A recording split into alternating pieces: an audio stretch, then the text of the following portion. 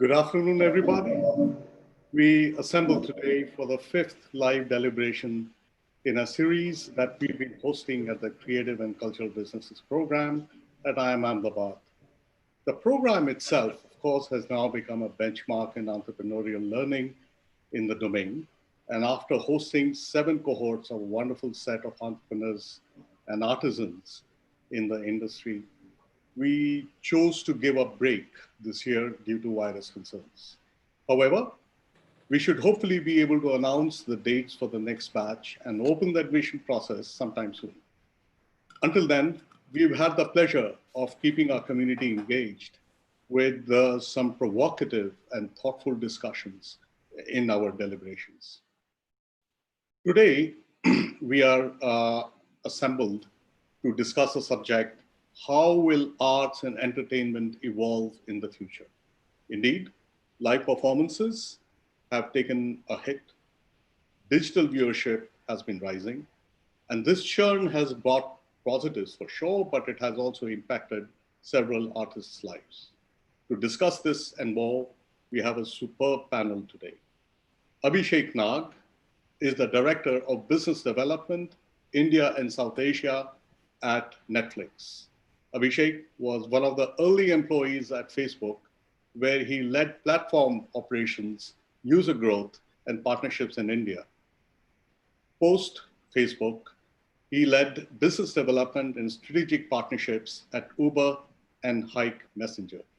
Abhishek is also an active startup investor. He is a graduate from Indian School of Business, Hyderabad. Hello, Abhishek, and welcome to the panel. Thank you, Professor Anchal.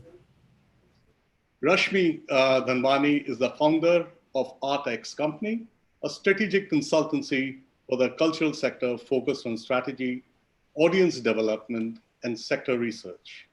Prior to founding ArtX, Rashmi has worked with NCPA Mumbai, Breakthrough in Delhi, the newspaper Daily News and Analysis, DNA, Kala Ghoda Arts Festival, and the Goa Project.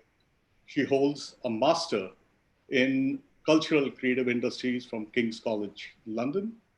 She's also been a recipient of a bunch of prestigious fellowships and scholarships, including the 2017 Global Fellow of the ISPA New York. That's International Society for Performing Arts. Hi, Rashmi, please say hello to the audience and welcome to the panel. Thank you, Achal, and hello, everyone. Look forward to speaking to all of you. And then we have an electronics engineer by education and a Fulbright music scholar, Arjun Sagar Gupta, the man behind the Piano Man Group.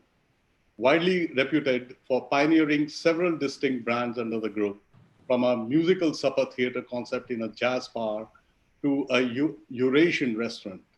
Arjun and his team have built successful concepts in arts as well as F&B spaces.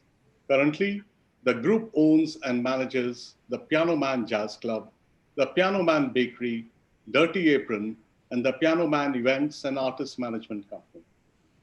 And the true reason for my envy, Arjun has amassed a collection of some of the finest pianos in the world, earning him the nickname, the Piano Man.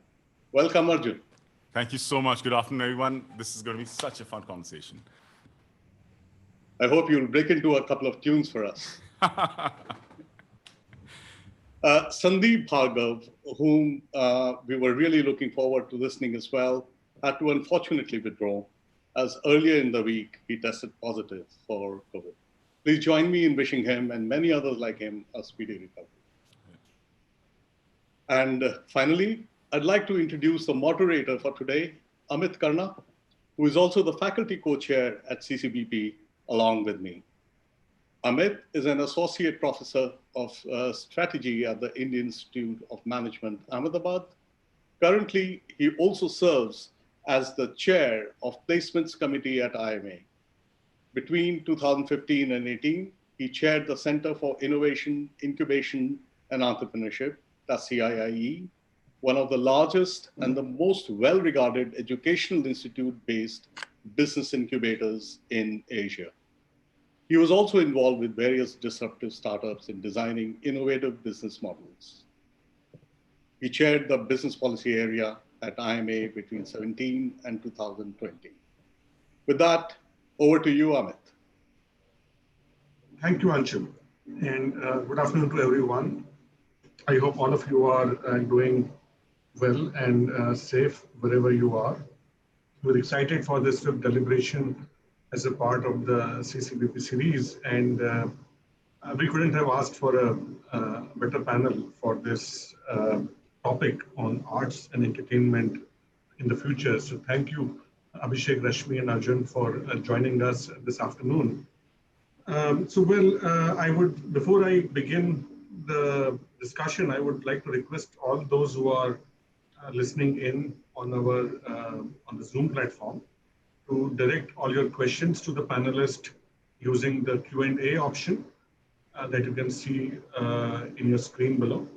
And if you would like to share any thoughts with all the other attendees and the panelists, you can always use the chat option, but please post your Q&As, your questions in the Q&A panel so that we can pick those up. And towards the end, we will have an open house where you will have the opportunity to ask these questions to the panelists. So for the last 6 months, depending on which part of the world we have been, we have pretty much been locked down, all of us in our respective homes. Work has taken a very different mode in the last few months. But one of the things that has really hit hard is how people have been consuming entertainment and arts in the last 6 months. I think with the lockdown and the regulation not allowing social gatherings for quite some time, not even allowing gatherings of 3 to 4 people. And plus, still there is this lingering fear where even in those parts of the world where the lockdowns have been lifted, fear of contacting somebody who has been positive and all the other rules, regulations has kind of pushed the whole arts and entertainment industry to a corner where it becomes a little difficult for them to tackle back. Right? But we have also seen in the last few months and in the last few weeks in particular that there have been innovations around it. So while the performers and producers are finding it difficult to at least deliver entertainment and arts in live format, there have been some silver linings in adopting technology, but it has not been easy for many of the artists and performers. Right? So what we are going to therefore try and talk to Rashmi, Abhishek, and Arjun this afternoon is what is happening around in this industry and what is it that we can look forward to going forward in this broader scope of arts and entertainment. Right? So let me then begin with first kind of asking all the panelists to share their views on what do they think has been the real impact on the arts and entertainment industry. So maybe if I could request Abhishek to begin with, and then Arjun and Rashmi could share their views on how they see what has really changed in this arts and entertainment industry in the last 6 months. Abhishek. Thank you, Dr. Ahmed. So we obviously live in very uncertain times, and in times like these, you see people turn to entertainment for relaxation, connection, comfort, and stimulation. At Netflix, in the first half of the year, we saw a significant pull forward of our underlying adoption.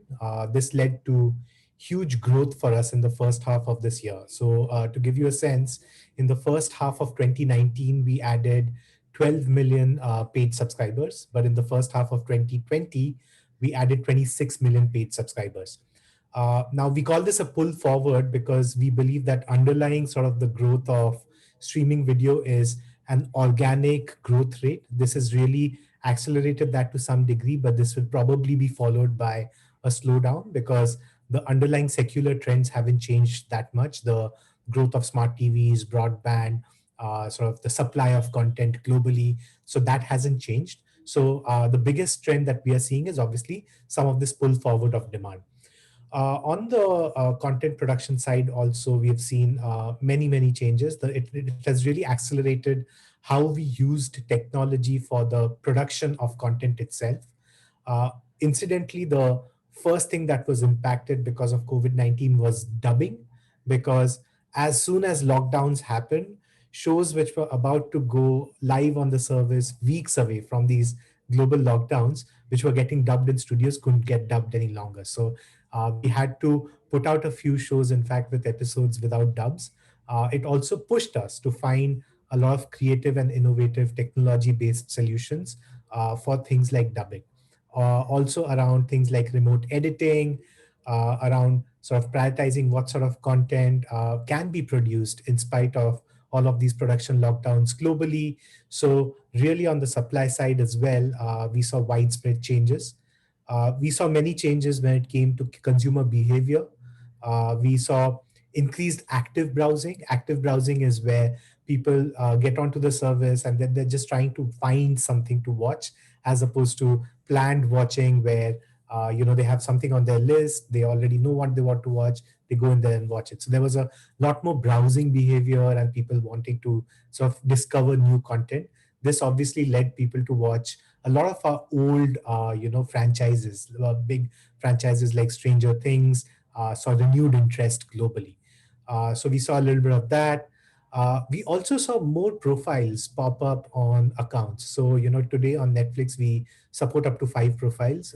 We saw more profiles getting created per account. That was obviously because, you had suddenly more people in the family or in a household crammed together seeking entertainment. Uh, so yeah, I think many changes, some of them long term, some of them short term. And it's been obviously a difficult time from a production point of view and for a lot of the talent that we work with, but also a time where we've seen a lot of opportunity, especially when it comes to leaning into technology. So, of course, many of the things that you highlighted, Abhishek, I think many of us can feel it, right, based on our own consumption on Netflix. Moving on to, from the consumption of entertainment online, Arjun, what do you think are the broad trends that you have seen in the last 6 months, some of the startling ones in the live performance segment? So I approach this industry from exactly the opposite side of the spectrum than Abhishek, because he's kind of from the digital delivery space, and we have always been from the completely immersive live environment space, which is obviously, it was a reset button. It went from global explosion to absolutely nothing, since people couldn't meet, couldn't interact. Everything, all sort of live spaces were shut down. Social interaction was shut down. So it's been interesting to sort of see in those 6 months. There's nothing to talk about from the sense of live performance. Everything that happened, all the artists that we interacted with tried to sort of shift their skill set to the digital platform. And what I've seen over this period is people have, on one end, developed a new skill set to try to understand how to modify. For example, what I'm doing right now, I've got a nice setup ready because I've been sort of streaming from my house and figuring out these kind of things and becoming more competent and proficient at being able to deliver digitally. At the same time, unfortunately, when you're a live performing artist, and if you're not already a commercially successful artist, it's not very easy to monetize this kind of content that you're putting out. It's very different when you're playing in a club and people are coming in to watch, and then you're generating revenue out of it. So we have seen that most artists that I interact with, and hundreds over the last few months that I've been interviewing as well, a great contraction in their ability to generate finances. But at the same time,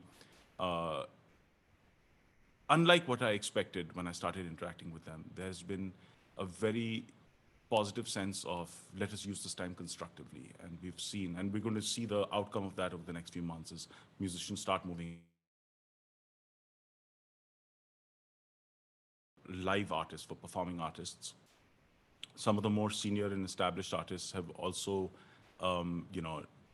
been surviving through sort of education. They've been teaching, they've been interacting with people in different ways.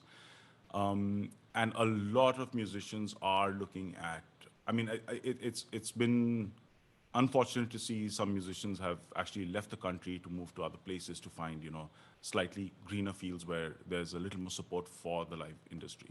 And one of the things that, we'll discuss a little later in the conversation is also how arts and culture have traditionally been something that have been funded by patronage, and with the and what live music venues did, as somebody said my audio is low, so I'm going to get closer to the mic. What live music venues often did is create opportunities or micro patron opportunities for artists to earn money. So it's also interesting to see how people are shifting from that, let's play a show and get X amount of money, to let's find people who are willing to, the Netflix model. Let's find people who are willing to sort of subscribe to us and give us micropayments every month to sustain the creation of arts. So that has been something interesting that I've seen a lot of people start exploring. And now that we're coming back into the space where things are slowly starting to open up, you mentioned right in the beginning, fear. And fear is what is going to govern the next few months and the resumption of economic activity from this perspective. Very interesting, Arjun. Thanks. And we'll definitely come back to some of the points that you raised on the artists and how they are looking at the future. Let me then move on to Rashmi. Rashmi, you have some interesting data points from the temperature that you have been taking in one of your projects. Can you please share from where you see how the impact has been? Absolutely. So when the pandemic hit, a few of us, 3 organizations in particular, FICCI, British Council, and Asahi Artex Company, decided to map what the impact is going to be. We knew this was going to be big. Everybody had a sense that this is something that's bigger than all of us, but we had no mechanisms to understand what it means for the sector collectively. So we got together and created an entire campaign that would last for a year, where we would literally take the temperature of the culture sector every 4 months. So the idea is not to do a study and say this is how badly it's affected, but to test it out every 3 months, see where we are in July, see where we are in November, and see where we are in March next year. So what I'm going to share with you actually is some interesting data and insights from the first report that was out in July. Amit, if you can let me know if you can see the presentation. Yes, we can see it. We can see the slide. All right, great. So this report came out in July, as I mentioned. It was the first study. We had collectively about 400 written responses, but cumulatively looking at data from FICCI surveys, EMA surveys, some of the Artex surveys, almost 9,000 responses came through that gave us this data. So some of the biggest insights, and I'm going to start from the right, about 61% of organizations that were between 4 and 10 years old had completely stopped functioning. 41% of the overall sector had stopped working during the lockdown. And I'm talking about the impact that we were facing in the first 3 months, because this report came out in July and we closed the survey by end May, early June. This was about the first 3 months of the lockdown. The third piece of data comes from 53% of events and entertainment management sector experienced 90% of their businesses cancelled. Some of the worst impacted sectors and organizations were the MSMEs, which they were expecting to lose huge amounts. The culture sector, as you know, has been one of the worst impacted because so much of our work is in the live space. So pivoting had been or was likely to be a big challenge. We knew that, but this data gave us some very interesting insights. Within this, I must mention that when you look at the entire spectrum of who's affected, on the one hand, you've got large organizations who have huge overheads. So even if everything is shut down, they have to continue paying those overheads and employees. So in the first few months, they were quite affected because of those reasons. And on the other hand, you've got the freelance workforce that has no support system, that probably has very little savings. So in that respect, they were also very badly affected. So you see that the MSMEs were impacted. Somehow the blow wasn't felt as badly as the big organizations on the one hand and the freelancers and artists on the other hand.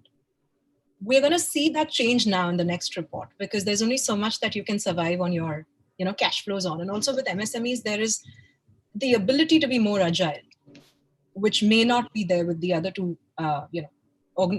types of people on the other two sides of the spectrum. This was one insight that came through. So we also asked them the question that what kind of support would you require if you're able to put something together? 80% said they would use that support towards lost income, staff costs, and immediate business needs. So just to understand, if the government was to put together a sort of support package for the sector, where should they be putting their money? The objective of the survey was also to sort of move this back policy making, right? Seeing what kind of support do you need and how can you use data or data-driven decision making to ensure that the support is going into the right direction.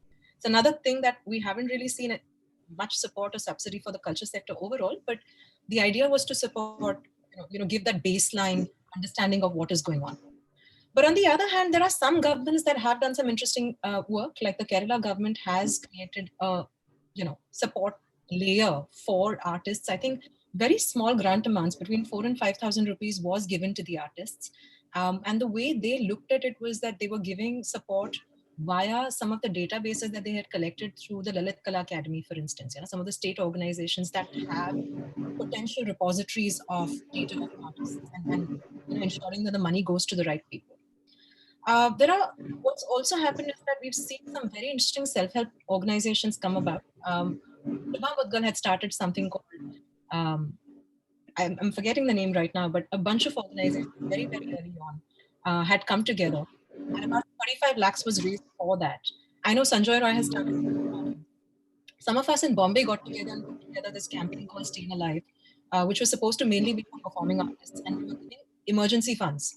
Now, world over, you have massive buckets of emergency funding, which are small amounts, $500, $300, to enable artists and creative professionals to ask for small amounts. They don't need 2 lakhs or 3 lakhs. Start putting this fund together and realize that nothing of this sort exists in the country. So micro grants of up to 20,000 rupees are being meted out. And I'm really happy to report that in the last 6 months, there are several organizations that have come up either to support the artists or self-organize themselves as associations. Just yesterday, I was at a session where someone told me they've created an association of stage managers. Again, one of the most affected communities because there's no way they can pivot to the digital, right? The propensity to pivoting to the digital is much harder. This was another, we sort of tried to understand what did they fear? What were their concerns? Almost 90% of the sector knew that social distancing is going to impact the long term. So it's not, there was a sense that there is no going back to normal. This is going to be something that they'll have to live with. And I'll explain this a little more as we go along in some of the other questions about what scenarios could we potentially look at when we're talking about a future for the sector. Having said that, we've also had, as a sector, we are quite resilient. We're able to sort of pivot fast, make sense of what to do. And, as Arjun and Abhishek were also saying, there is a sense of positivity around how can we make and drive change for ourselves. But it also means that in that time, if you're not able to figure out how to get your groceries and how to meet your rent, how are you going to get there? So that short-term impact was very, very important for us to look at. Unfortunately, I mean, I've been talking to a lot of people in the sector. So I was talking to Sunil Shanbag, who's a very well-known theatre person. And he said that a lot of his actors and his Istriwala, Istriwala is a very important part of the team in a theatre group, right? And they've gone back to their villages and they're now selling vegetables. So the kind of migration that Arjun was right now talking about, you are seeing that hugely in the creative sector, where just to survive, people are letting go of their art. So I think that's pretty much what I wanted to share in terms of real data and some insights around what has been going on. Interesting, very interesting. Thank you, Rashmi. So, and one thing which I noticed, you mentioned that larger organizations were more impacted than the freelancers in the early stage. Let me get into a little bit more of, how this whole live performances or artists have really been coping up. And I already saw one question from one of our students here on the panel that the whole concept of live performances, it is very appealing to both the audiences and the performers, right? And while there are technology options available, I think there are still a lot of issues around the lag or the just that the physical movement of sound from one place to the other will take time, right? And then you can't really, you need to manage somehow how to do it in a tech-enabled concert, but still that appeal is missing, right? So maybe Arjun, you could share how do you think are the artists coping up, and why do you think is this really that important to them in terms of the performance being live? No, I'll approach this from two perspectives. We can first, sort of look at this from what you just mentioned from the technological perspective. Now, and I've tried this out with, fellow musicians over the last few months, where we've used some very well-designed softwares, one of them being something called Jam Kazam and a couple of others, to try to perform with each other live across the internet. Now, the thing that becomes critical over here is that we need to be able to listen to the person we are playing with fast enough to be able to react to them real time, which means that, and we sort of looked at it, it needs to be about at a maximum of 30, 40 milliseconds of lag, beyond which, the delays are too much for us to be able to play live concurrently. And this is what you mentioned, there's the physical time required to move a signal. So if I'm sitting over here and I've got my laptop in front of me and there's a wire going into it and I'm generating an audio signal here, going through the mic, through an interface, into the computer, to a server, bouncing to another server, getting to my intended recipient's sort of space, coming out. Now, this entire chain has time, time delays, time required to move the signal. And unfortunately, if you're not in a physically nearby location, couple of 100 kilometers, the delays are far too much to actually perform live. So yes, it is possible for, somebody who's kind of nearby. Now that's one sort of, that's from the technological perspective side of it. Then there is the artistic side of it. When we're actually performing with other people, there is a significant amount of a social connect required to produce this music together. Whether we look at it from the perspective of, how we interact with each other, we look at it from the emotional exertion of that music that goes out when you're actually sitting and listening to a concert live. So there are so many different factors that, again, I know that we'll be talking about some of these as we go ahead, but there are so many different factors that come together to be able to produce a live concert that it's not as simple as saying, all right, let me plug in and put it out there. And finally, it comes to the actual presence of an artist in a digital platform.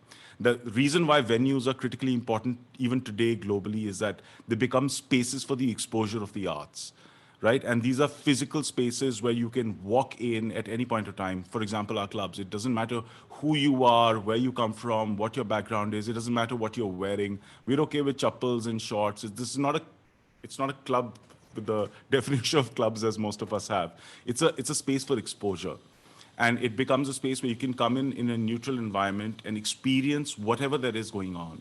And then take a subjective decision on whether that form of art works for you or not. Does it make you think? Does it make you want to listen to more of it and explore it? And when that modality of discovery dies out, it becomes very difficult to reach out to an audience. So today, if I'm on Apple Music and I'm scrolling through, what is it that I want to sort of listen to, it's very specifically linked to what is popular and what is moving, unless I know the artist that I want to search for.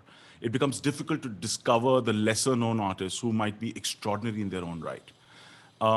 So yeah, it's a difficult question to answer, starting with the technological sort of hindrances that are there, going right up to the actual social interaction of a live concert, which is, there's more than God knows how many studies over the last 50 years that talk about both the mental and the physical importance of these social interactions. So pulling them out of the equation is not an option in the long term. Sure. Before I go to Abhishek and check with him what technology is helping us to overcome some of these challenges. Rashmi, what do you think?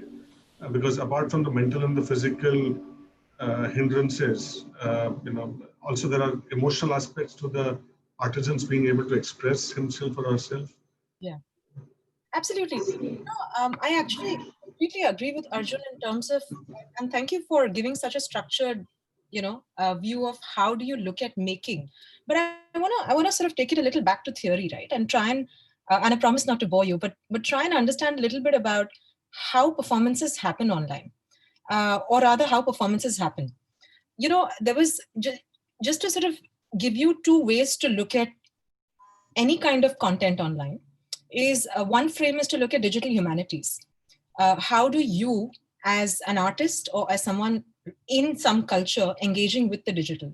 How is arts engaging with the digital? How is culture engaging with the digital? So the framework that we're looking at is digital humanities. And any kind of theory or articulation or thought around this space comes mainly from the visual and literary arts. So when you're looking at digital festivals, which are readings or online galleries, it's easier in terms of audience experience to take that as a reasonably immersive way of engaging with that content.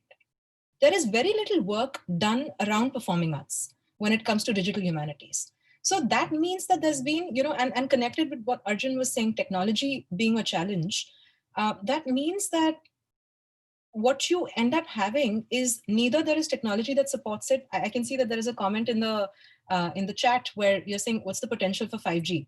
And I was having a conversation with a death metal musician from Bangalore who was saying, imagine if each of my instruments had an IP address. Imagine the fidelity. So he's obviously dreaming of a space where we're able to do that. The technology doesn't allow for that kind of immersive environment as Arjun was talking about. And on the other hand, because there isn't enough incentive for the service makers or the platforms to create those immersive environments, it becomes a challenge for the performer or the artist to figure out how to create those immersive experiences. Both those conversations have to go hand in hand. And I think theory or work around thinking about how these spaces need to be created has a lot to do with it. So that's one lens that I want to put it out there, is that when you're talking about performance, let's understand what kind of performances are we talking about and where are you as an artist located on that paradigm. The second thing that I want to talk about is the type of content. This is our recent theory around how we look at digital content, right? There are three kinds of content. There is archival content, stuff that NCPA is putting out, all of their old shows. You can quickly do an edit and put it up. It very firmly falls into the Netflix model of film on a digital platform with reasonably okay storytelling. For archival content, you don't have the level of script writing that Netflix shows would have. So it's not perhaps as immersive, but it's an easier way to transition your content online.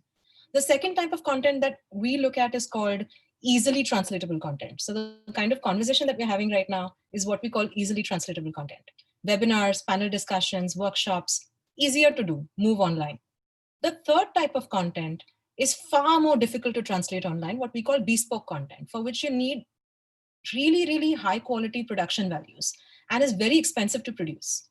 Do we in India have the ability to produce that kind of content? Again, both intellectually, considering what I've just told you about the conditions of how arts in the live space is made, in the digital space is made in terms of performing arts, but also at the same time, the third type of content, which is bespoke content, right? One example of that is National Theatre Live in the UK, where they do 5 camera shoots of one single production with different kinds of lighting, and then they put it in cinema screens across the world. So that kind of theater has been getting great response online for years. And now they managed to survive because of that, or be visible because of that. That kind of bespoke content also took a lot of money to produce. We don't really have the capacity to do that in that sense. And I think the third lens, which is very important to look at, is just the kind of support systems that exist. I just already said that, in India, we are an informal sector. So if you have a Netflix coming in and saying, I'm ready to put in a bit of money for creators to put together, maybe these 3 shows, that's a kind of support system. For individual artists, performers, arts organizations, there's nothing. There is no kind of subsidy that's been announced to experiment with what is possible in the performative context. So that would be one way to sort of look at live into digital. But I hope we are also dig deeper into about why should live be translatable to digital. I'm not going to cover that right now, but we do need to talk about it. I think it's an unreal expectation from live to be expected to be performed at the same level in the digital domain. Sure. Thanks, Rashmi. So Abhishek, I would love if you can break this up into 2 parts. So there is what Arjun and Rashmi very nicely outlined, that there is a problem, that there is a part of that can it's difficult, or rather, as we stand today, impossible to take digital. How far are we, technologically speaking? How far are we from there? One, and maybe the commercially speaking, what do you think are the opportunities? For example, Arjun mentioned that it's not really easy to find content. Do you think technology can help match this commercial need of the artist and provide a better experience to the consumers, for which the willingness to pay will go up? Because finally, I think that customers' reluctance to pay for a digital format at the same level as a live performance probably is where we see this gap. Right? So, how far do you think technically and commercially we are from bridging this gap?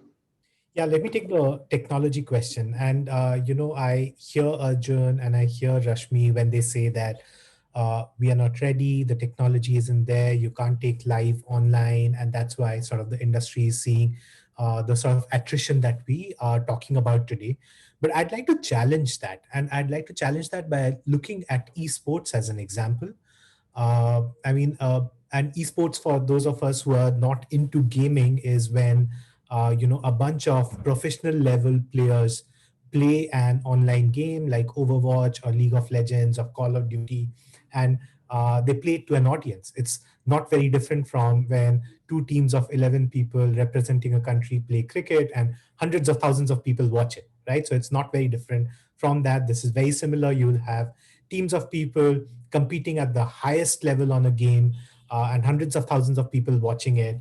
And the reason I bring up esports is because uh, as sports leagues have suffered over the last 6 months, esports leagues have actually done really, really well. They have stepped in with high quality production. They have stepped in with live events where all of these people watching together on Twitch feel like they're a part of the same event. The emotion runs high. So all of that is there. And esports has been able to do that because that's sort of where esports was born. It was born as a digital native. Gaming was online from the very early days of the internet. So I feel like if you look to esports, there are many lessons to be learned in how you can take music online, how you can take concerts online. And startups are being born to do exactly this. Even established companies are doing this. So we had concerts on Fortnite. Fortnite is a massively multiplayer online game. BTS, one of the world's largest bands, has done a huge concert on Fortnite. Travis Scott has done a huge concert on Fortnite. Fortnite, in fact, is planning to create a whole concert series. So I think some of the answers to these questions that we are grappling with may lie there, right? So how is esports able to manage production so well? How are they able to create this live environment so well? How are they able to create this commercial ecosystem through advertising? How are they able to insert ads virtually when all of these people watch an event live? How are they able to manage sponsorship for teams when teams are distributed all over the world, right? So I think answering these questions will also answer them for musicians, for maybe theater, for a bunch of other live activities. So that's sort of one part of it. The second part of it around how do we create a commercial ecosystem, I think even beyond esports, you often have sort of the freelance musician or the individual musician, the individual performer. And I think talent will always be valued if it's discoverable. And there are platforms today which enable us to do that. Patreon's a great example of a platform that's done really well. They recently raised a large round because I think during the pandemic, you had a lot of very high quality artists come in. One of my favorite keyboard players, Jordan Rudess, is now on Patreon, and I follow him.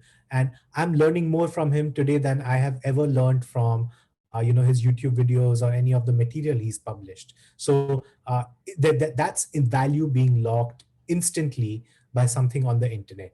I do, however, acknowledge that I think there is a technology adoption sort of challenge here, right? I think a lot of these artists didn't grow up in an environment where these expectations existed of them, right? Where, Arjun's done a fantastic job at setting up a podcast mic and he has a nice camera because he's tech savvy, but not every artist is.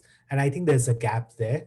I don't have good answers on how one can solve for that gap at scale, but we are beginning to see some of these solutions around technology and also around commercialization, which can solve these problems. I have some more questions that I'd love to add on to this part of the conversation, if it's permitted, Amit. Yes, please go ahead, Arjun. Okay. Yes. Specifically because we're drawing this comparison between like esports and music and arts. Inherently, they're completely different products.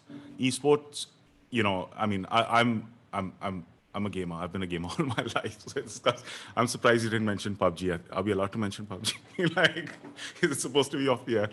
But let me first talk from the technological perspective of a competitive internet game. If you're playing a game of PUBG and you're on a good internet connection, you're at a latency of anywhere between 30 to 50 milliseconds for bulk of the game. But it does drop to 100 and 150, and this happens consistently. I mean, I play it all the time, and I keep watching it. When you're playing an esports game and that happens, it's okay. It doesn't matter. When you're performing live with artists from around the world and that happens, it stops the performance. So, it's not a one-to-one translation of, technological adaptation in terms of, just that perspective. The second thing I'd like to sort of approach is, we spoke about Patreon, we spoke about music and theater, through the perspective of BTS playing on a Fortnite, and it was highly sort of advertised and touted, BTS is performing, and you spoke about Rhodes, who's a legend in his own right. This works for artists that have an established base. This works when you're popular enough to pull, if you're on Jordan Rhodes' Patreon, how much are you paying him every month on the Patreon account? If I may. I'm on his highest tier. Highest tier. So highest tiers are usually like $50 or $100 a month, somewhere in that range.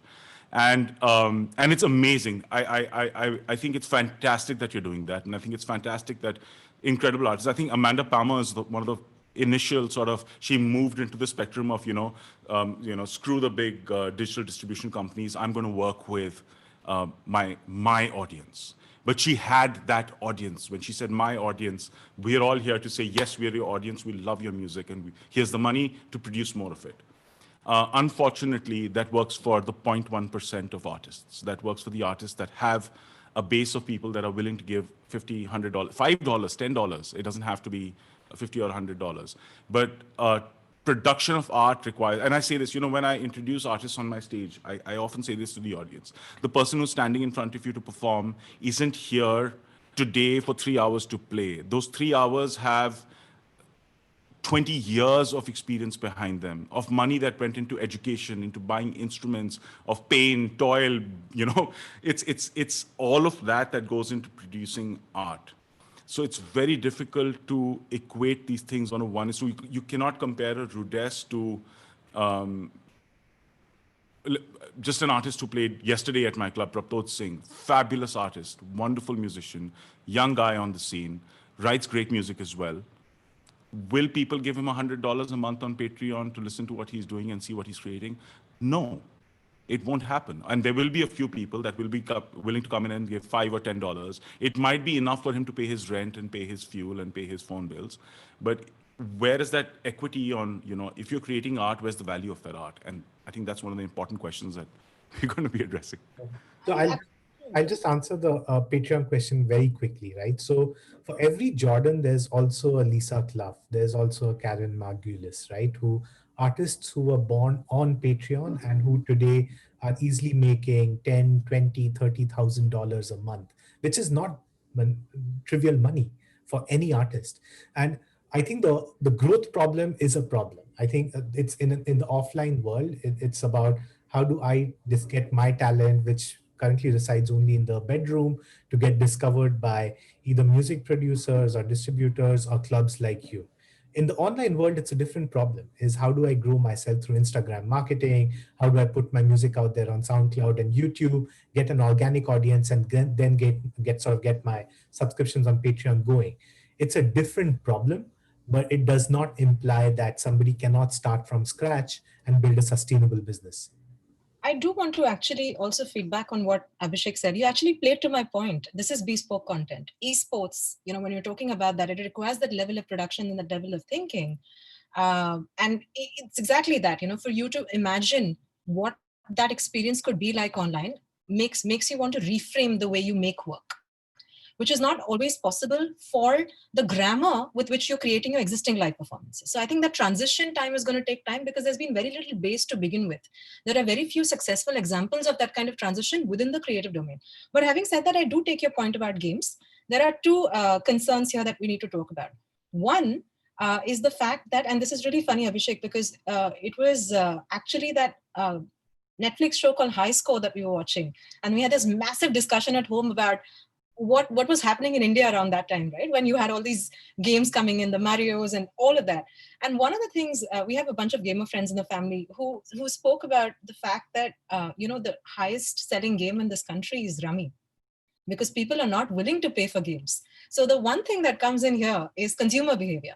Why would someone pay for that kind of experience online? And I see some of the questions are talking about how do you make that ticket price from 50 rupees to $350? When do we get there? That I think has a lot to do with consumer behavior, with audience behavior. And I'm going to share an inside joke. Recently, someone spoke about potty training the audience in an online space. How do you make them behave online? Which I thought was kind of an interesting way to think about that. But I do want to take this back from this bad language into something more focused about what I find a real opportunity. We're still talking about the Indian user paying. We're not realizing that the pandemic has given us users from 50 more countries. And to imagine that what kind of new communities are forming online. So the kind of community that was coming to Arjun's club, let's say a jazz audience is 40 to 60 to 70, can pay, has a higher disposable income, may not be inclined to paying online, but might like a free jazz appreciation workshop over WhatsApp, right? Or, the younger audiences of 25 to 40 across the world, what can you give them? So the idea is to not just look at consumers or users, but to look at communities. I have a huge problem with the word users as well. But to look at communities and how can you then train the communities, seek advice from the communities in terms of what they want, and then create the kind of content that could potentially work from them. Now, a big question here is also, how is an artist fulfilled in this entire process if they're only going to be creating for the consumer? But I guess that's for another question. Amit, over to you. No, so I see this. I see this very clearly, and I think from the way all three of you tackle this technology versus commercial viability from the artist perspective, there is clearly what Abhishek was asking, that there is a problem that artists are not very tech savvy, but those who are get the entire world to be their audience now. But I think we are still missing one point. What Abhishek asked is that how can we have the artist become tech savvy at scale, right? So how can we reach out to every artist who can then maybe make the world as their audience? Arjun, yeah. I have a little point of contention here, because we're making a statement like this without data to back it. I don't know, Rashmi, if you have any data on what is the actual proliferation of technological savviness in a general in this industry, because I know for a fact that, for example, the artists that come and play, it's low, yes, but I mean the success rate of being able to sort of monetize their online presence is it's a fraction of the fraction that is already tech savvy, right? Because I can confidently state that a large percentage of the artists that perform at my club are tech savvy. I'm interacting with them. I'm seeing the kind of setups that they have, and they're fantastic. They're also, they come from, we all come from an enabled sort of space where we do have access to decent equipment and good internet, but at the same time, like, it's a very, very, very small percentage. In fact, more than performance, the thing that I've seen that most artists have been able to monetize over this 6-month period is education. Very, very few of them have actually generated any money through art and artistic output. And that's actually the thing that worries me about sort of this medium, because I completely agree with Abhishek when you say that it's not only the most popular. There are always people who are the internet babies, people who are born on the internet and they've made a complete success story of what they're doing online. Again, we're talking about such small fractions of the actual base of artists out there. And it's great. I mean, this is the conversation that we are having, that how do we increase that threshold? How can more people be successful online? And that also throws back to what Rashmi said earlier, that there is a certain aspect of a live performance that doesn't translate online. So will they be able to do that? Yeah. There are... Sorry. I thought you were done, Arjun. So sorry. Didn't mean to interrupt. No, I was just actually adding to what Amit is saying, about tech savviness. And sorry, Amit, from what I was trying to gather from what you were saying is about how artists can upskill themselves to the tech savviness. No, there is no data. But again, there's a larger question here about equality in the digital space, right? We're talking about the ability for people to have access to the digital space equally, which does not exist. And that is a very, very real question. In order for you to become savvy, you need to have access. This is a question that I think, interestingly, the Internet Freedom Foundation is trying to sort of address. And they have, I mean, I recently attended a session of theirs where they were celebrating 3 years of, privacy being a fundamental right. And one of the things they spoke about is that a lot of people who want to have access to the digital don't even recognize what is net neutrality and why is it that you need to have that equal access. So one problem is of access. Second is, once you get access, who's choosing what you see, right? And who are you choosing who's seeing your stuff? And the role that platforms, governments, and larger corporations play in this mediation. I think in order to, I mean, it's not a very, there is a reason why I'm trying to complicate this question of tech savviness, because the minute we try and look at simplistic solutions to what are essentially larger complex problems, we're not looking at inclusion of everyone involved in this domain. So there are questions here talking about how do we deal with folk artists and make them tech savvy? Why should they become tech savvy? Those are the questions we need to ask ourselves. How are we, on what platforms are we telling people that development should occur when it comes to the digital space? So these are some questions that we need to think about from the live domain. I also want to mention one other thing around the translation of live and why is it problematized, right? Like, I think we need to get away from the binary of digital and live. There is a lot in between that we are failing to think about. One example being, in Canada, there was a wonderful Van Gogh show, which they did in an open air space where people could drive in to see the show, right? So that's like a in-between solution to the social distancing construct. So when we're talking about translating live, what are the other methodologies that we can pick up within that conversation? I do want to, again, since I love theory and data, bring in one point here before I hand it back to you, Amit. But, there's this pressure that we have of relocating life to the digital. If we just step away from that pressure, I want to quote Padmini Ray Murray, who's the founder of Design Deku, based out of Bangalore and an academic. She actually recently did a workshop on online performance, and she said something quite interesting. She quoted this author called Philip Auslander, who said that the category of live only came into existence with the advancement of media technology that made it possible to be defined on the binary opposition to be recorded. Live was always there, recorded or media technology came later. So if you're able to sort of take a step back and see that the digital technology came later, where do we stand and why do we need to catch up? What are the other in-between pathways that we've not even conceived of? And are there possibilities to conceive of those pathways for newer experiences?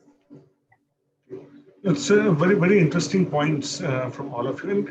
And just to move a little bit forward on this silver lining that Rashmi shared currently, that eventually the digitalization in general has helped the industry over the last 40, 50 years in order to even improve the live performances better.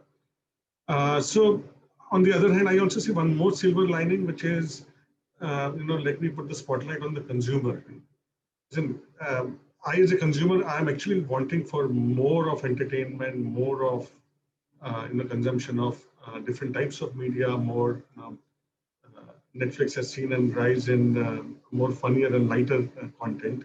So there is actually more demand, which is this lockdown or the pandemic induced, which is likely to, at some point, it will come back in form of the pent-up demand, but also the consumer is likely to, we don't know when, but in the near future is likely to come back to consume a lot more. What are these trends that you see currently?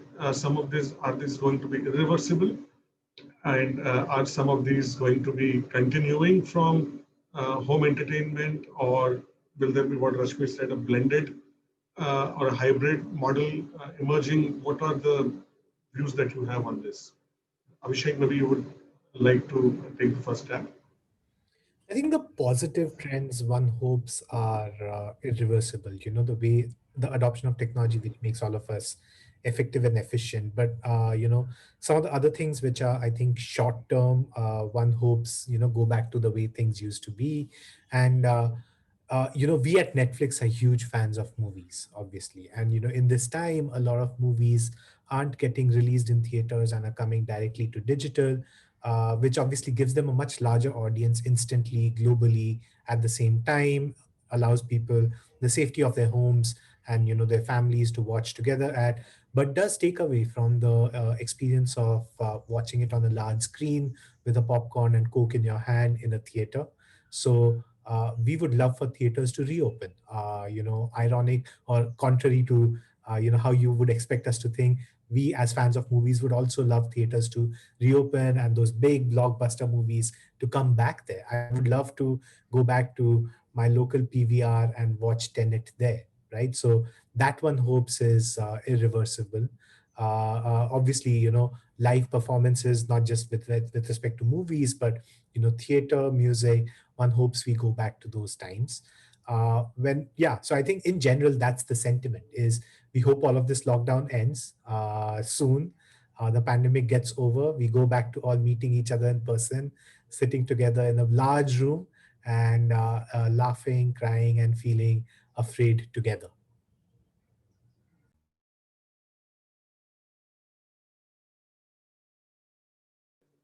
Arjun, Rashmi, when do you think is this happening soon? And what are the changes of the consumer that you are expecting to continue?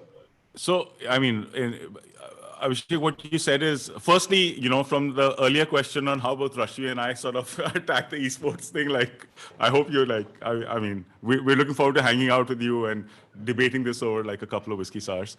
But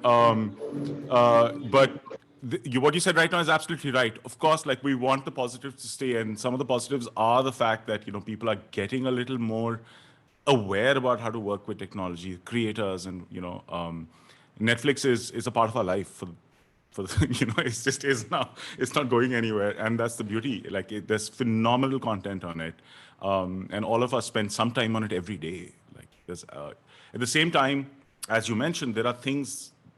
Why is the cinema hall still necessary? Because there are aspects of that experience that you share in an unspoken manner with the people around you.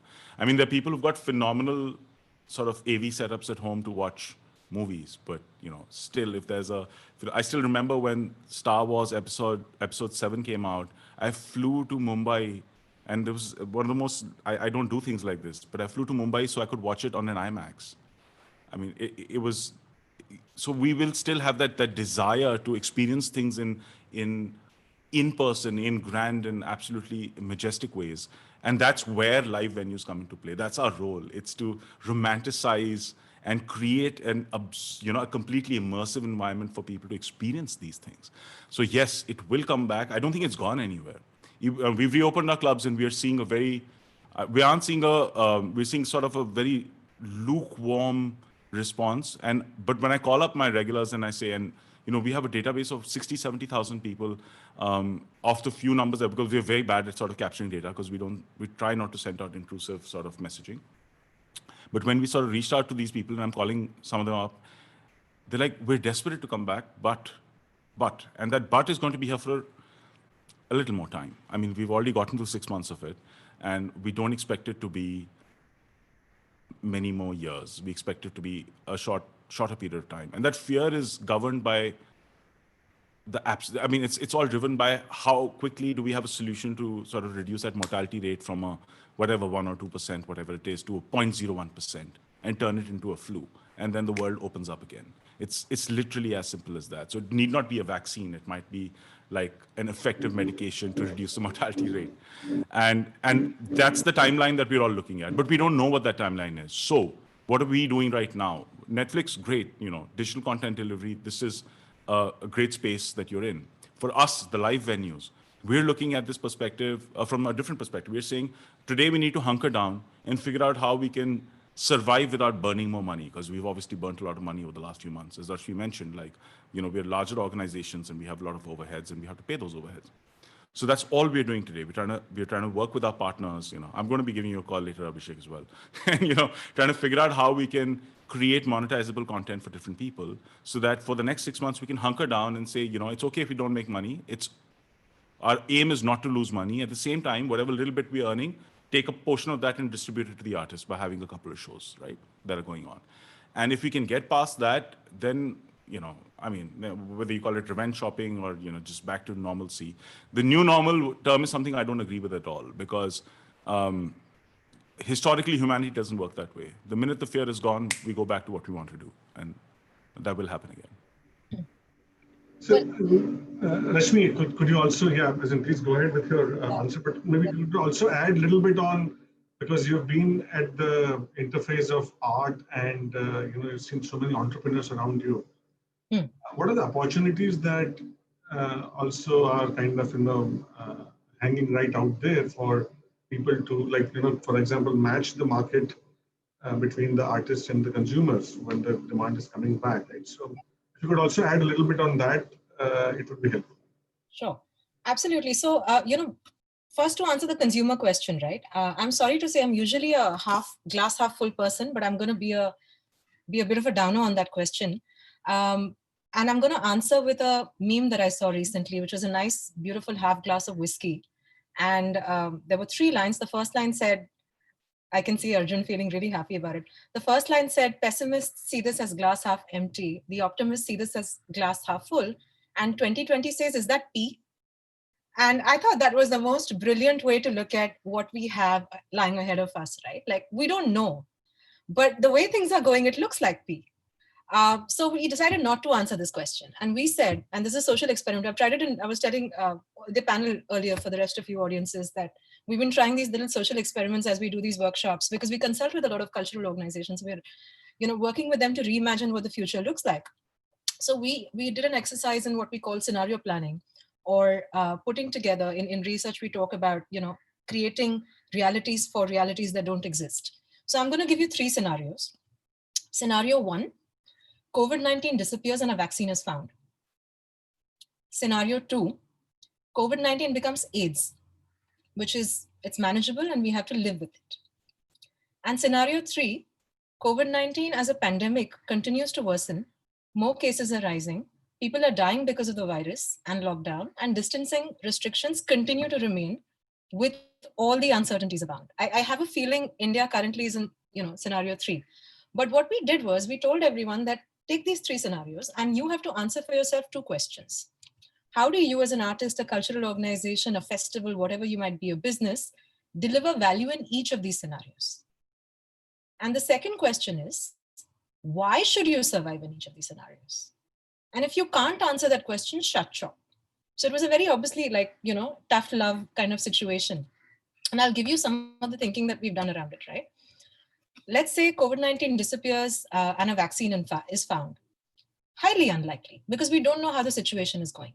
If you look at the pandemics, trace the pandemics over the last few centuries, you'll notice that it takes at least 2 years for things to settle down. 2 years is a long time for deaths to happen, people to, businesses to collapse, people to change professions, all kinds of things all your best laid plans can be waylaid in about 2 years, especially now when things are changing so fast. So one of the things we came back with is, if you feel that in the situation a vaccine can be found and things will go back to normal, what are you doing to renegotiate those relationships with your key stakeholders? Those key stakeholders being your audiences, your communities, your funders, artists, employees, whatever that might be. That might create an interesting perspective. So for instance, if you're a festival and if you have a sponsor, can you tell your sponsor that, can you give me the money, but I actually do this festival next year? Or to your ticket holder that I know you've bought ticket for my performance, can I make sure that you are able to still use this ticket 2 years down the line or 1 year down the line, which has already happened. None of these are new scenarios. These are scenarios in existence. So you delay the decision making and renegotiate your relationships with the stakeholders. In scenario 2, when it becomes AIDS, here the virus is manageable, right? But some significant issues still need to be considered. And here, what is it that we need to do in order to work within this scenario? One, it's very likely that your funding is going to be cut down in substantial ways, which means you may have to rely on 2 or 3 key sources of funding. Let's say it's a corporate funder or it's the government, which means there is a possibility of instrumentalization of the arts. You could be using arts for propaganda. There are various ways in which your freedom to create might be challenged. So that is something that you need to consider if the situation continues. The second is that you need to support communities of artists. Like one of the reasons why we were involved in starting Staying Alive is because we're like, if the same thing, right? If you can't make rent, if you can't meet groceries, how do you make work? So if you're not going to be able to support the artist, you're not going to be able to consume this kind of content. In Singapore, there was a survey that was put out, the world's most useless careers. Artists was one of them. And I remember Big Bang Music, who's one of our partners on Staying Alive, came back with this brilliant campaign where they said, sorry, you can't play this Netflix show because the editor has gone to get a real job. They started this entire campaign talking about what does a real job mean. So one dimension of it. The third thing is that, of course, there'll be less people, less physical interaction. So how do you renegotiate that kind of value? So this is what you're seeing in the scenario too, right? Like you can't continue to function in that old normal way. You have to work with these dimensions. All of these things have to be met.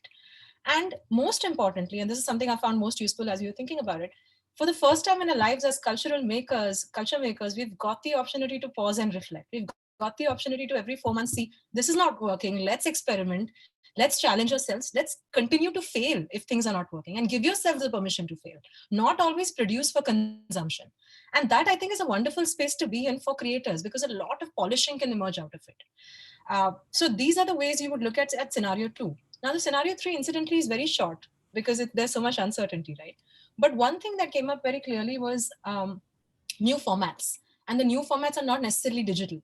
The new formats can be other kinds, like we spoke about WhatsApp as an example, or the Drive in Canada that we spoke about. Online is just one of the formats, as I mentioned. There are hybrid model possibilities as well that could emerge. Again, the redefining of relationships keeps coming back, but also to recognize that new communities are forming and how you're addressing those communities as you go along. So this is was also combined with how do you redefine and renegotiate the value and output of cultural work to all the stakeholders. That is an urgent, we urgently need to look at that. So this is how we can think about, the changed responses. Now, when you're talking about opportunities, and Amit, coming to your second question, there are obviously a lot of challenges in the situation, right? We don't have money, we still don't have a sense of why arts should continue in this time, but the opportunities are there. I think the opportunities can be focused with not to produce a lot, but to produce a little bit and be focused in what you're producing. Because there is so much available online. There's a browsing culture that's going to happen now. So if you get that 1 minute that someone's going to pause and look at that, that Netflix ad as to, this is what I want to catch, what is it that is going to make them hold? So how focused can you be in terms of what you're delivering as opposed to putting out 20 shows a month? That'll be one. I think the other thing is just, if you're able to think about your work in the context of minimalism, I think it allows to arrive at that focus, like eliminate what is not needed. I think redefining and repositioning the power structures. I was talking to, I was mentioning Sunil Chanbag from theater, and he said, earlier when we had conversations with online platforms, they would come and say, this is what our terms are, and produce as per our terms or walk away. But now with everything happening online, the power dynamic has changed, where you're asking the creators to figure out what's the best they can do, what support they need. And I think that's an interesting, direction, right? Like if you're able to work with the creators, if you're able to equate the power dynamic, rather than saying, I've got this platform, work with this platform, saying that, what do you need? How can we create new ways of engaging in communities? That can create some very interesting possibilities. I think the renegotiation of this power. And for me, this has been the topmost thing on my list is just interdisciplinary collaboration, just working across disciplines. I think we need to recognize as the creators that for years we've been losing audience, sorry, Abhishek, to Netflix. Like when I do audience development workshops, one of the things we say that your biggest enemy for someone coming to your show is not Netflix, it's doing nothing. People always have a choice to do nothing. So what is it that will get them to come to you?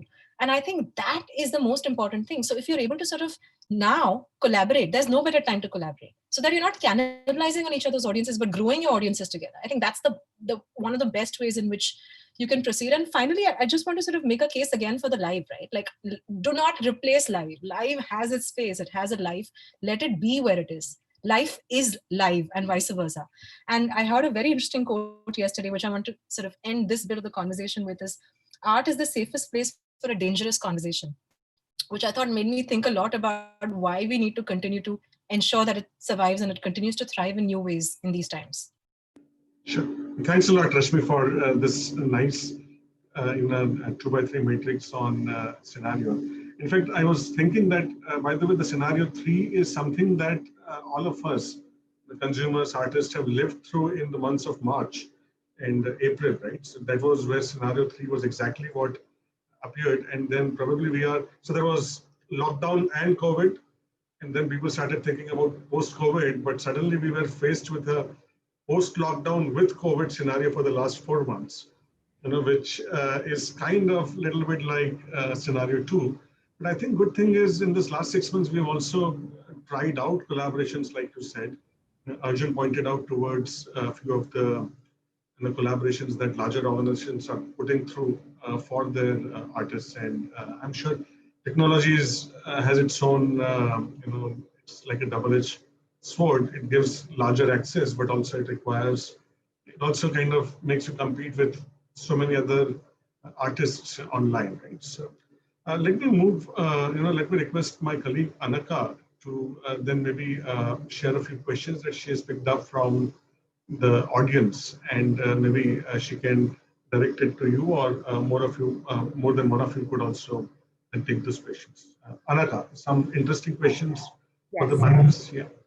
The first one, perhaps Arjun can shed some light on this. One set of musicians who have found it hardest to adapt during the lockdown are classical musicians, especially Western classical, since ensembles can't really do living room concerts, like you were talking about the time lag. And lack of concert halls that double as rehearsal venues will continue to be a challenge even post-pandemic. So is this a time to also have a conversation to create more NCPA-like venues that cater to this genre? Firstly, I've just changed my mic. I hope you can hear me clearly. There was some issue earlier. Okay. Honestly, I wish there was like an NCPA in every city. And that, I hope that we are a small percentage of what they've managed to build. It's a beautiful space. Obviously, our approach is slightly different in how we, interact with the arts. But my heart bleeds for classical musicians globally. As somebody who started as a classical musician, it isn't like, what the pandemic has done is accelerate the problems and sort of bring them more to light, because already in India, if you take India as an example, it's such an underfunded aspect of sort of the creative arts, where there's very little funding available to study classical music, Western classical music especially, very little funding available to perform, there's little opportunity. At the same time, there's a fabulous community of incredible musicians. So back to, let's talk, when you're talking about ensembles performing, of course, zero. It's like any other band, absolutely not possible. Today, with things opening up a little bit, like even what we've been doing, you can have a certain number of people, 5 or 10 or 15 people, small ensembles getting together to perform. But it comes back to the question of where's the audience and who has the audience. I'd love for Netflix to say, devote a little bit of screen time purely to the promotion of Western classical music and folk music. Hint. but it requires, it also comes down to exposure and education. Like there's so many forms of arts and music, and Rashmi will have a more exhaustive list of all these things that are kind of quietly, they're dying a slow death simply because of the lack of funding available to put them out there. And I honestly believe that audiences are always defined not by not necessarily by how much money goes behind sort of pushing this, but how much exposure and airtime it has everywhere. Because the more people that there are who have an opportunity to hear something, I said this a little while earlier, they have the opportunity as well to take a subjective decision on whether they like it or not. And you can only, and we've shown this in Delhi with jazz. When I started playing the jazz piano with a trio in the mid 2000s, 2005, 6. And I mean, more often than not, the association people have with the word jazz was hotel lobby music. And classical music is hotel elevator music. You know, literally, that was the association that I met and I saw. And the only thing that we did is make it easily accessible and continuously available. And there's a phenomenal community around today, and everyone wants to host jazz shows. I'll use this for that statement because the perception is different. But yes, in a very direct manner, the problem that you stated is with Western classical music, that the person whoever asked that question, it's only accentuated by the fact that ensembles it's a classical music band. I mean, let's put it very simply for people who don't understand these or who are not exposed to classical music to sort of figure this out. Today they can start getting together, they can start performing, but the problem comes back to be the same. Where are the venues for classical musicians, and where are the platforms that are willing to put them out digitally? There are fabulous Western classical concerts that have been streamed from European countries. There are state-funded, state funds and state-funded organizations that are promoting classical music. We need that here, very simply put. There's one little thing that over the last 20 years of interacting with various levels of funding in music, we consider Indian music to be music that's only originated in India, which is great. Indian music is also it's so vast and so beautiful, but I think we should expand the definition to be Indian music is music played by Indian musicians, regardless of where it originated. I think that's necessary. Thank you. That's a decent segue to my next question, which anybody could answer. I would particularly be interested in hearing Abhishek's response to this. There have been a lot of questions from multiple participants about a low willingness to pay for any kind of entertainment unless you subscribe to a large OTT platform. And those typically aren't really easily accessible by independent artists. And one of our participants says that he or she saw a spike in the number of visitors to their Indian classical music streaming platform, but not an increase in subscriptions. So I was wondering if you have any thoughts or suggestions on how to make the demand for performances by independent artists a little bit more inelastic in price. Yeah, I think subscription services and India is a whole other deliberation. I think there are, so if for anyone who thinks that it's easy for Netflix to build a monthly subscription service in India, I'll assure you it's not, especially when we are charging 200 rupees a month, 650 rupees a month, all the way up to 799 rupees a month, and some of the other streaming services being ad supported or being a part of a bundle like with an e-commerce bundle are at 1,000 rupees a year. So I can assure you it's not easy for us as well. But I think you have to look at it from two different points of view. You almost have to look at it from an artist's point of view and see what sort of content can I create such that people will keep getting a sense of value month after month after month and be okay paying 500 rupees to me every month. So I think that's sort of the artist's question.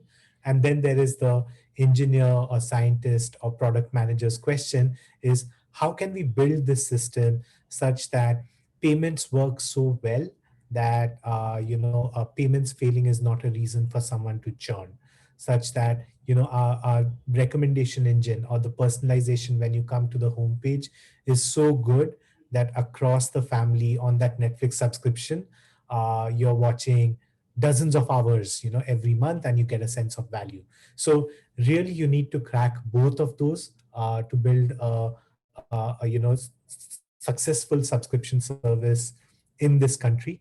There are systemic issues as well which are slowly getting solved, right? So to give you a sense, till January this year, regulation did not allow recurring payments on debit cards for digital products and services. Uh, and that went away in January, but then the banks yet haven't built the infrastructure to reliably allow recurring payments on debit cards. That's something that's slowly getting built and will land, maybe early next year.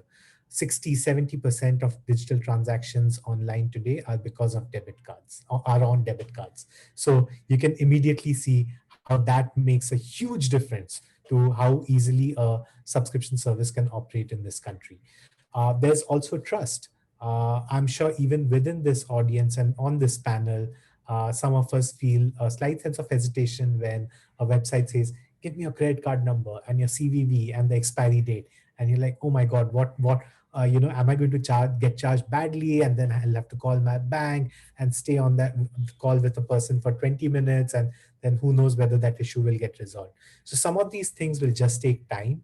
And then as a service or as a product, what you can do is think like an artist and see how can I create value through all of this art, through all of this content, and then think like a technologist or an engineer and see how can I keep solving these nuts and bolts problem and keep getting better and better and better every day.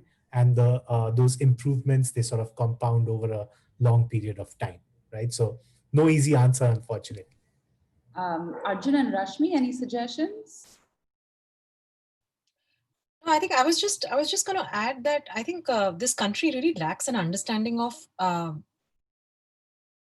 research around cultural consumption. And I think a deeper insight into that will give us a clearer understanding on motivations and behaviors of people who are consuming cultures or cultural content and why and how they are consuming. Let me give you an example. South India, 4 states. I actually did this as a personal experiment. I looked at all my friends who are South Indians and from the 4 states and asked them if they had formally studied or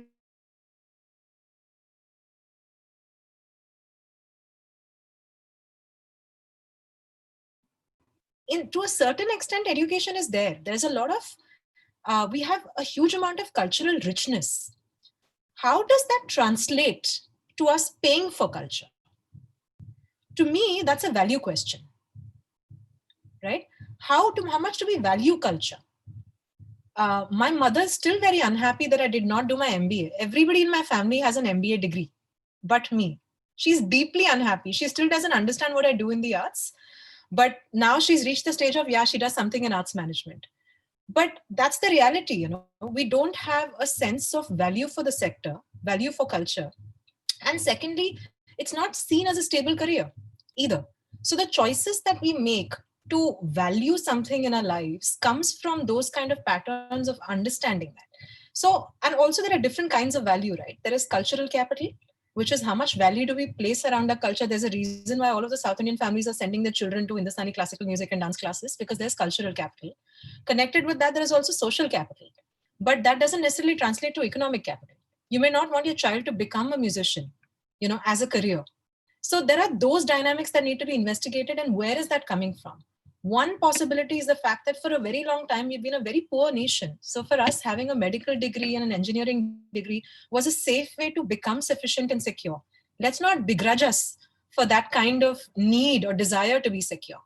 Once those basic needs are met is when a lot of people feel like they need to aspire to a certain spiritual state. And that's where a deeper understanding of arts comes in. I'm not saying that it's the next step in Maslow's hierarchy of needs. I'm just saying that this is the general transition that people think about. And hence the reason why classical music is much more appreciated at a slightly older age, because you feel like your basic running things are, taking care of life things and parents taking decisions for you is met. And now you can focus on that. So there are these patterns which we need to understand. A little more research around audiences or audience behaviors would help us understand why that kind of relationship exists with cultural capital to a certain extent. Yeah. No, I think I just wanted to add here, I think Rashmi, what you're saying is really very, very important. And, Anshul, I just see him again back online. So I think we have also been at the CCBP thinking about this, how to really put in more research efforts towards not just arts and entertainment, but even broader on all types of creative and cultural businesses. And we'll be very happy to connect offline and see if we can initiate such a project to really find out from within the Indian corners, how much is the cultural, consumption, but also how much is the cultural investment that people are making into this. So thanks for this very important highlighting this point here. Absolutely. And I'm sorry, I just forgot one more thing that I wanted to add on that consumption thing is also changing trends, right? Like we have no idea the growth that we are seeing in tier 2 towns and cities. I think the bigger metros are saturated. Like just to imagine the kind of consumption patterns in, Udaipur and Indore and the cities where there is a lot of money and there's a lot of time. But what are the options and the possibilities to do something there, to engage in creative pursuits? So there is also that layer, which is like a lot of work to do there. In fact, some of the alumni who might have logged in here of the CCPP program might actually, this point might resonate with them, because we have many of the conversations within the classroom where we see this insights coming in more anecdotally. Unfortunately, there is not much research around this and not much empirical data around it that one can sit down, analyze, and then think about it. Thanks for bringing this up. So I think we're also nearing 5:30. Maybe I would request Anshul to close the session up for us and summarize it for us. Anshul. Thank you. Thank you, Amit. I mean, what may I summarize this discussion? I think I'll have to replay the whole almost 1.5 hours of a very, very riveting discussion. So yes, I'll pass on the summary, but I think it was absolutely fabulous. For me, it was a pleasure listening in. Thank you. So thank you very much, Rashmi, Arjun, Abhishek. We really look forward to having you in the classroom sometime at IMA very soon. Hopefully in the first quarter, if things permit us to do that. And Arjun, I will join you for the whiskey sour. Don't forget me, please. Debate or no debate. Before we sign off, I would like to announce the subject for the next deliberation. On October 30th, as usual, Friday afternoon, 4 p.m. And the subject, a very important one. I think it's irrespective of our domain area. This is the one subject that will touch us all. Changing modes of sales channels to reach the customers in the new normal. I repeat, changing modes of sales channels to reach the customers in the new normal. The webinar will be moderated by Professor Saral Mukherjee, so don't miss it. With this, I bid you a good evening and see you in 1 month. Remember, October 30th. Bye-bye. Thank you, everyone. Thank you. Thanks for joining. There's such a vast universe of conversations that can stem from here. It's been lovely to sort of touch base, and I'm going to be calling you guys up to follow these conversations up. And I can't wait to meet everyone in person. Yeah. Same here. Then we'll organize a meetup on campus once everything opens up. Thank you very much. Thank you, everyone. Thank you so much. Thank you, Anaka. Thanks. Moderation, Amit. Thanks. Yes, absolutely. Thank you. Thank you, everyone. Thanks to the team. See you guys. Bye. Stay safe. See you soon.